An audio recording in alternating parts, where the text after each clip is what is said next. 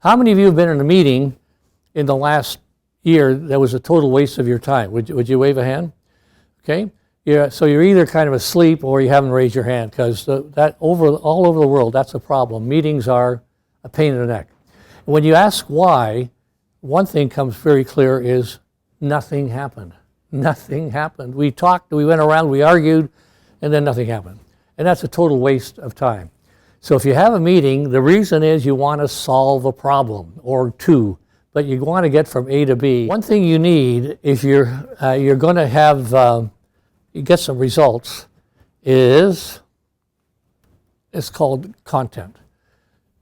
Now, content means the right people with the right knowledge about the problem you're talking about. Okay? That's called content, and it's the what. And unfortunately, most of us just focus on the what. But to get innovative results, I'd like you to write down innovative results equals content plus process.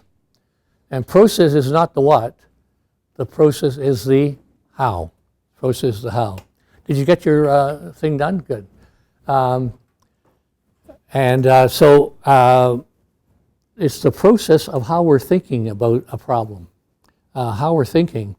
Now, if you have 10 people in the room, there's going to be one guy who says, we don't need this meeting, I could fix it in 5 minutes, let me out of here. There's somebody else in the room who says, I don't even know why I'm here. My boss said, come on in and don't make any mistakes. One person's got 4 more problems he'd like to wedge in, so in the same meeting we could cover 4 more. 2 people want to get the facts. They don't care about it. We'll take 6 months, we're going to get the facts. I don't care. 2 people said, I read Einstein's quote, not moving until we define the problem. 2 people have got more solutions than you can imagine. They're throwing the solutions out all the time. One guy's from engineering, and he's explaining to them why this won't work and why that won't work. One guy says, I'd like to be devil's advocate. Have we got a problem? Everybody is in a different place in their thinking style. Now, think of a big factory, and you just designed a new car. And you come in with all the parts, so you dump the parts on the floor, and you say, guys, go to it. You'll get a very bad car. But we need an assembly line. An assembly line is a process. We go here, and then to here, to here, to here. And when we're thinking together, nobody knows any process. So I'm going to fill you in on, you're going to be pretty unique. Most people in the world don't even want a process. They just want to be lazy and think the way they do. So we're doing a process, how you think. Okay, now, and then we need some skills. How do we make the process work? On assembly line, we would have training on this and training on that. What's that mean? What's that mean? And everybody knows how to work together. And then we need some tools. And tools are simple things that you use, but they're not like a process, but they help the process work. And finally, we've got to appreciate other people's style in solving this problem. Okay, and that's a way to put together what innovation is all about. And we call that simplexity thinking. Okay, now here's a concept. A lot of people have their own ideas about creativity. You can have 55 different versions of it, but it's a balance. And the balance is we need knowledge, imagination, evaluation, and we need action to make it work. So if you think you're pretty creative and you're going to a job interview and you've got your toga on, your sandals on, and your 8-string guitar, might be very imaginative, but you're not going to get the job because you have to have some evaluation of what I'm doing. One is 2 different ways of gaining knowledge. Some people gain their knowledge by getting their hands dirty. They don't understand until they try it. Try it. Some people are the reverse. They wouldn't try anything unless they understood it first. Those are 2 very opposite ways of learning, and it's been that way for a long, long time. And if you don't understand each other, it's going to be awfully difficult. Next thing, how we use knowledge. Some people love to use their knowledge for what we call ideation, creating options, optional facts, optional problem definitions, optional criteria. Some people love to evaluate. And if you put those together, we've got four different styles in those quadrants of thinking and problem solving. Okay, so if you've got we call these styles, generator style, conceptualizer, optimizer style, and implementer style. Now, these styles connect to an 8-step process, which I don't want you to worry about today, but generators like problem finding and fact finding. They're at the front end and they're looking for things that might be interesting. Conceptualizers are going to be in problem definition and generating some ideas. Optimizers are going to be evaluate and select and plan. And implementers are going to gain acceptance if they need to, and also take action. So here, action is part of the process. And you haven't completed the process until that action is taken. Now, on a bigger scale, generators this is what a lot of people have said. We've brought it down. They like new problems and challenges. They like different perspectives, create options.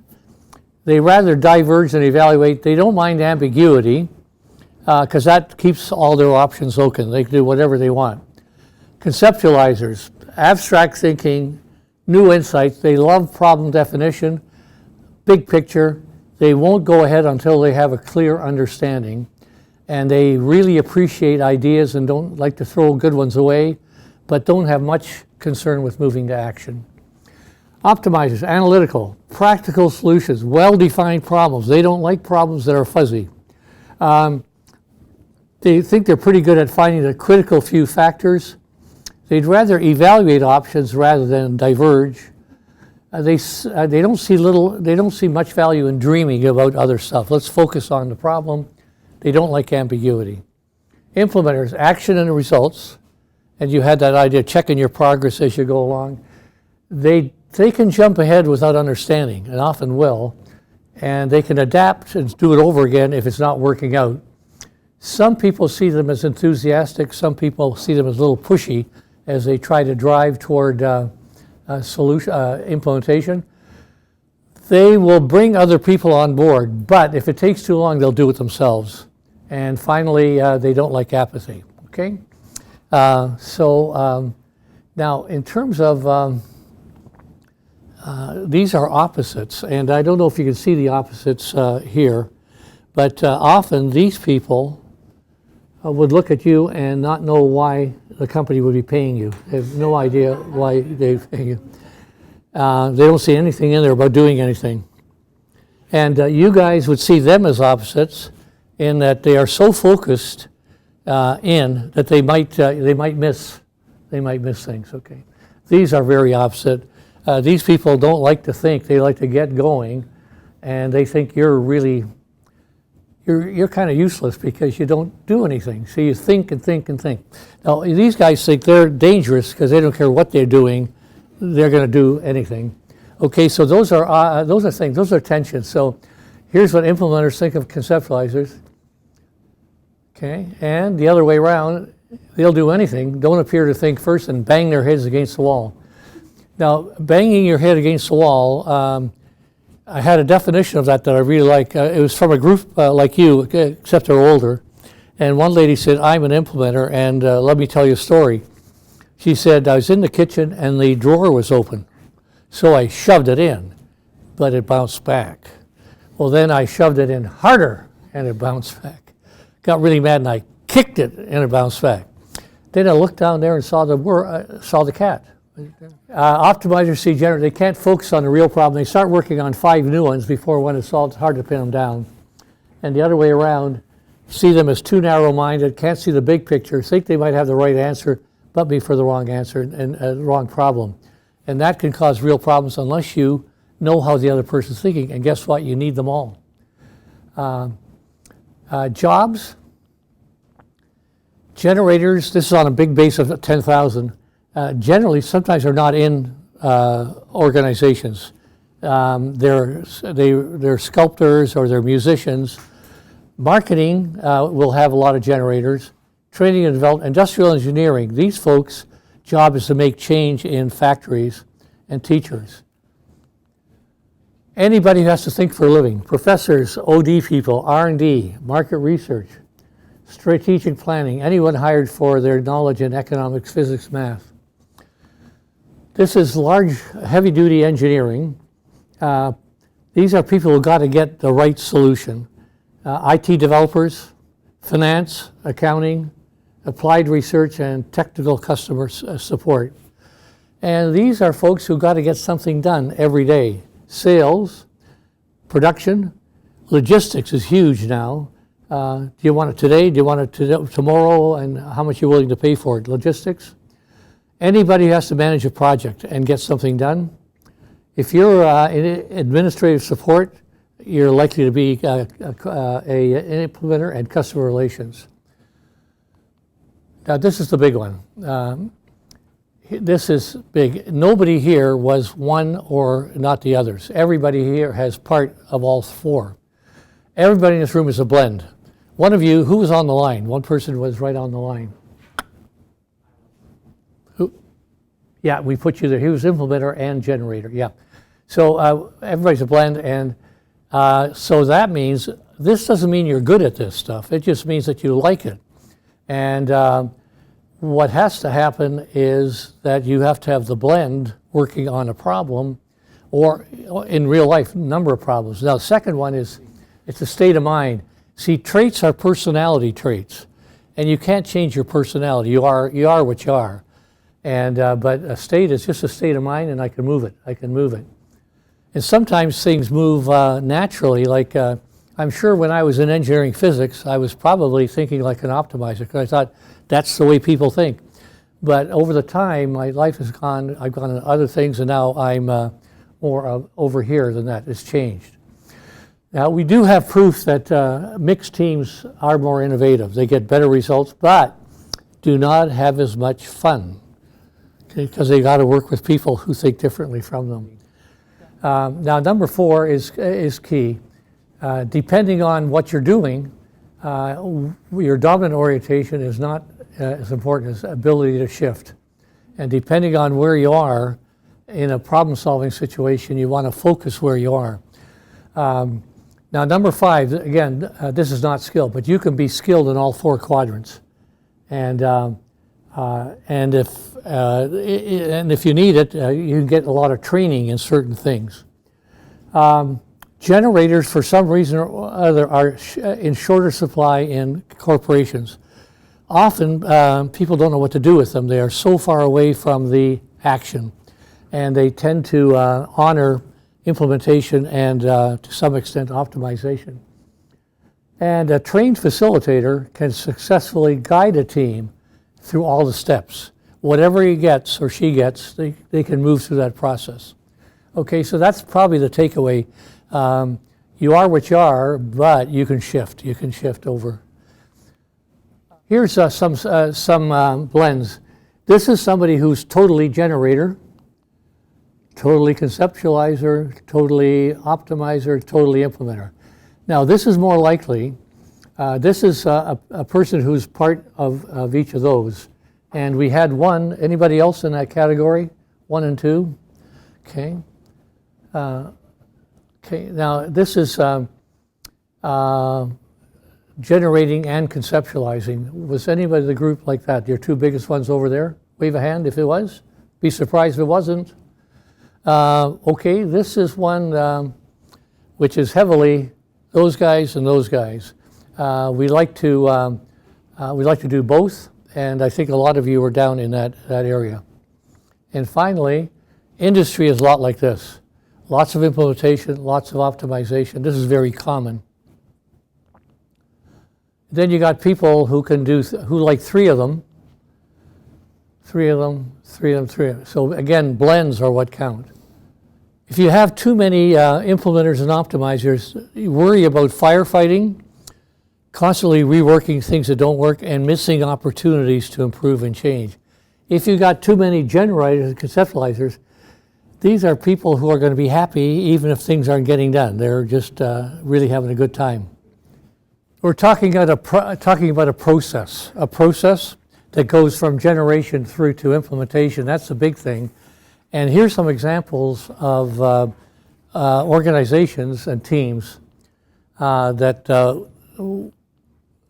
have a real good learning. Now this is a big bank, and it's trying to beat other banks. They're competitive, this kind of mortgage, that kind of mortgage, that kind of stuff, but they are encountering a high percentage of failures.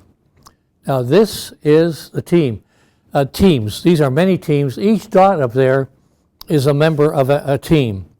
Here's what's happening. They are jumping from generator to implementer. It's called 1 to 4. They think of something, and instead of going down and defining it well, finding out who's the customer, and then designing something really good, they're jumping from 1 to 4 because they have no knowledge of a process. The implementers are strong and they want to get things done, and so they're just jumping from 1 to 4. Okay, good stuff. Now this is a very large engineering company. They make a lot of money. They are largely in the aircraft business. They make wheels and brakes, landing gear, and de-icing equipment, 28 business units, but what they're not doing is moving ahead into new markets as fast as they'd like to. So this is a typical training group, not one generator. Now, if they're trying to get new products and markets, this is one of the things they want to do well. Now, it doesn't necessarily mean to hire more generators. It means to get the organization interested in being generating. What they did was there's 28 business units. They developed a policy that said if you're in a business unit and you come up with a really good idea, you can take it and not have to pay for it yourself. The central headquarters will pay for it, and you don't have to take it out of your own budget. So that became very appealing for people to jump into generation. Okay with that? Entrepreneurship and Venture Capital Association. This is the executive MBA program at Rotman, and they have 200 people who joined the entrepreneurship group. And they asked me to do a day, and we did a day. And this is the first time anywhere I've had more generators than anybody else. A lot of people, well, a lot of that group felt that entrepreneurship was coming up with ideas. And it's many other people don't think that way. And I think something like 90% of startups fail, something like 90%. And what we want them to do is to, if you get a new possibility, you've got to go to conceptualization to really define it. It has to go over and optimize it, and then you have to implement it. So my job was to tell them there's a 4-stage process here. Entrepreneurship is just not coming up with ideas. Okay with that? That was my job. And of course, if you are a generator, you should hook up with somebody who maybe is an optimizer and work together. Yeah, this is an old-fashioned company, a British company, and they needed a breakthrough idea like crazy because they were really stale. So they took one of their people, Trevor, and they said, Trevor, put a team together and make sure you come up with a really good idea. Now, Trevor is the optimizer, see him down there, and this is a team that he picked. Now, would you say he was successful if his job was to come up with a breakthrough idea? Yeah, and the answer is yes. But now Trevor's got a new problem is nobody is interested in doing anything with this right now. So he's halfway there. Now, strategy. Strategy is something that's a conceptualization kind of thing. And this is a large health insurance company, and they're having difficulty going forward because their job is to create strategy. And the trouble is, every time they come up with one, there's a change, a government regulation or something goes on, new competitor, and they don't want to go ahead until they get a good one. And this is them. Now the implementer is the secretary to the group. They're never going to get finished because they'll never be satisfied they've got the right answer, the right problem. Should this company fear falling behind? They're very vulnerable because there's no activity on the other side. And this company is interested in just making small improvements day by day by day to their current process. And they're vulnerable to a big brand new way of doing things. But this was Microsoft. And this is after all the good, when they brought the new guy in, he immediately laid off 5,000 people. His job was to start optimizing.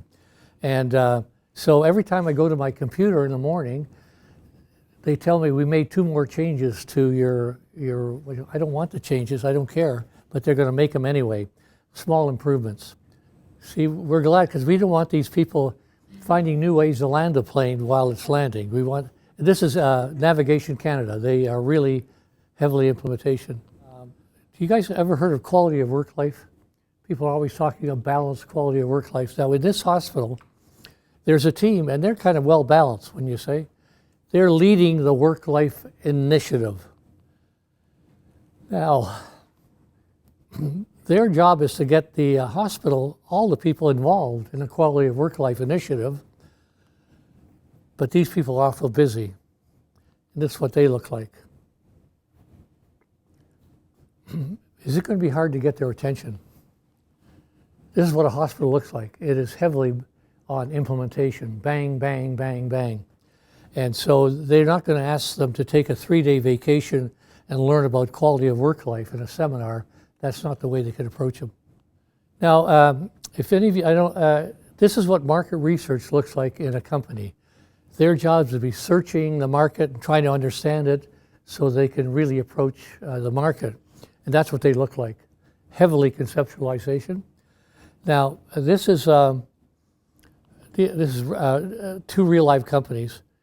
The market research department is ready to present 57 pages of huge new data to the sales team. They're really eager. Here's the sales team. Are they going to be in for a big surprise? The salespeople are going to start yawning and checking at their smartphones and going to the bathroom after about 3 pages. So you have to approach people in their way of thinking. How many of you have ever heard of Lean or Six Sigma? Wave a hand. Some of you have. Those folks are really into making the current process better, cheaper, etc. But what they're vulnerable to is a brand new process that could come in and make the other one obsolete. And what we're trying to do is get people on the left-hand side to realize there's also a right-hand side, and often they end up I would say maybe not working on the best problem, just working on the problem that they see instead of maybe redefining the problem. And this is, on the other hand, OCAD. These are students who are in the quote-unquote strategic and foresight and innovation process. Now, that's very fancy. I don't know what it means exactly, but whoever enters here knows what it means. They have in their idea what it means. And my job is to help them think it's not all on the right-hand side. You got to do all of it if you're going to get a good job in industry. So I'm trying to teach them that innovation is all 4 stages, not just the one that they think over there. Firefighters, this is what they look like. Wouldn't be surprised. Now, this is a department. Firefighting is being done the same for the last 300 years. Now things have changed. We've got social media and all kinds of stuff. So the new fire chief wants to get them start thinking about a new way, and she's entered, and she's a conceptualizer. Her big job is going to train this whole bunch of people to think conceptualization, and they've got a very strong facilitator who's going to try to help them do that. Okay, now this is the world. We're really up to about 60,000 on here, but these are professional folks, largely, of all kinds, all over the world, and this is what they look like. So we have almost half are implementation oriented, only about 17% are generation oriented, and when I look at that, and a lot of people do, this is not much of a mystery. That's probably the way it is. Now, diversity usually means people from different genders, ethnicity, race, and that. But this is also diversity in how people think and problem solve. So that goes back to the whole idea. If you're all conceptualizers or you're all implementers, you've got two strikes against you. If you can get a mix in your team, you're going to be better off and be more innovative. You got to know the process. If you know the process, it doesn't matter. You can do this. So let's look at this. You're the team leader. You've just been given a heads up that you've got a real problem with revenue. And nobody knows why. It's very unexpected. You're the leader. In which of the 4 states do you want the team to be at your next meeting? You got the 4 states, right? Where do you want their mind at the next meeting? Yeah, it is conceptualization. You know, if you had implementers there, they would just fire 10% of the people and quit. But this is conceptualization are the people who say, we don't know what the problem is. So they will work very, very hard on getting the right problem as to why. Okay, you're leading a team, got some really outstanding ideas, but the team members running into unexpected difficulties in getting them implemented. Partly because they're so unique ideas that people are throwing up roadblocks. Maybe the ideas weren't so good after all. You're the leader. Which of the 4 states do you need the team to be at your next meeting? These people are having trouble implementing outstanding ideas. And what teams often do is they start moaning and groaning, maybe these ideas are so good. So they want to drop back for 6 months into optimizing ideas that are already good, instead of doing the hard work of implementing. This is what we had in mind. And teams are hard to work with in real life because teams often don't want to converge. They got an idea, but they say, maybe we need 6 months more data before we go ahead. But what they're all hoping is get off the team before we actually have to do something. So this was that mind. By outstanding ideas, we meant they've already been made good ideas. Okay, so be careful of implementation is real hard. Implementation requires creativity of getting that idea in through into the organization. Okay, we've focused on doing nothing but meeting the annual budget, operational goals. Haven't had a breakthrough ideas for a long time, and customers are starting to think that we're losing relevance. Yeah, they're going to need a whole bunch of new ideas. So generators is what we had in mind here. Now we got a partner meeting coming up, and we got too many items on the agenda that we couldn't possibly do. And optimizers, because they're going to say, this is important, that's not important. The last thing you want is generators in here, because they're going to add 5 more things to the agenda. So the profile, the creative problem solving profile, these are the ideas. Be confident that you're okay, whatever your style is. The second one is the one that for me is really critical. Make sure you're understanding creative problem solving as a process. Many people do not understand process when it comes to thinking, and innovation is not a bolt from the blue, but it's a process. Diagnose team problems, successful teams, and value other people's styles. This is what you hear almost always. You never hear the first one, where you build on the other person's idea. Everybody knows these all over the world, and they always start with a good idea, but. And then there's all kinds of reasons why it might not work. And what's happening is one person's diverging, the other person is converging. It's like trying to drive a car with 1 foot on the accelerator, 1 foot on the brake. It makes no sense whatsoever, because all of a sudden, boom, everything stopped. And the person with the idea is going to look for my idea and knock my idea down, and you deflate the whole thing. It's so easy to understand. It's amazing why 99% of the world do this. They actually do it, and it's just plain dumb. And the idea is deferral of judgment. The final step is deferral of judgment. I think you'll find it on here, but that's the third skill. If you ever want to use one skill to be good at, if you could defer judgment willingly your whole life, you'd be a super person. So it's separating half an idea from judgment. It's separating the two. In all steps, fact-finding, problem-defining, idea-finding, always be aware which one it is. Okay, so that's the third skill. It triggers divergence. It triggers divergence. These are the guidelines you use when you're trying to diverge. It's basically brainstorming. No judgment, no logic. Relax. Don't worry about being right. Just say what you think. And you go for quantity, not quality. Quality is what you do when you converge. Quantity is king here. Crazy ideas, radical ideas. What's good about them is, one is it's funny, we laugh, but the other one is it's a quick way to get out of the box. Play around with it. You never know, something good might come out. It's easier to come down rather than try to go up. And finally, building is really, really key. So we've done diverging, converging. There's something more, a process that says, why would I want to, and what's stopping me from? And this is problem definition. And the quickest way I could get this is to share an experience with you. See, if you got a challenge that says, how might I catch more mice? And you could say, well, why would you want to? And you say, in order I could get rid of the mice in my house. So how might I rid my house of mice, instead of how might I catch more mice? How might I catch more mice? What's stopping you is the mouse traps I buy aren't any good. So how might I build a better mousetrap? You can go up and down in problem definition. Everybody thinks in terms of solutions.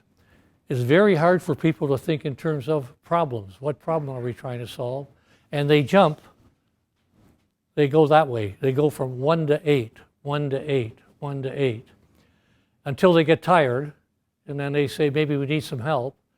And now, in my case, I knew nothing about bars. I just was able to count 1, 2, 3, 4, and the process takes care of it. It will come and do it for you. Okay? By the way, here's that mousetrap. At the bottom, how might I build a better mousetrap? Why? How might I catch more mice? Why?